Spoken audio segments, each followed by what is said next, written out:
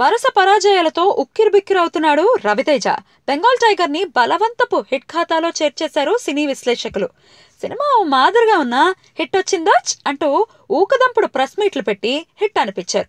ఆ సినిమాతో రవితేజ మార్కెట్ పరంగా వచ్చిన ఎదుగుదల ఏమీ కనిపించలేదు. దాంతో రవితేజ పరిస్థితి అగమ్య గోచరంగా కనిపిస్తోంది. మరోవైపు చేతిలో ఉన్న సినిమాలు కూడా చేజారుతున్నాయి. దిల్ రాజు సంస్థలో రవితేజ ఓ సినిమా చేయాల్సి ఉంది. కానీ ఇప్పుడు దిల్ రాజు కూడా డ్రాప్ అయ్యాడు.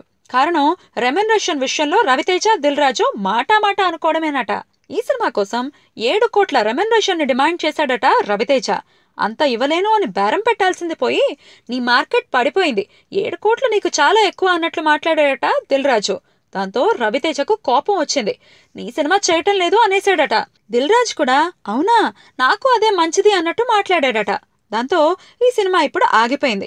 తన మార్కెట్ విషయంలో దిల్ రాజు అలా మాట్లాడడం అవమానంగా ఫీల్ అవుతున్నాడట రవితేజ. పరిస్థితులు బాగాలేనప్పుడు అంతే, ఓ హిట్ కొడితే అప్పుడు తడాకా చూపించచ్చు. మరి ఆ హిట్ ఏదో త్వరగా కొట్టేయి రాజా, ఓ పనైపోద్ది.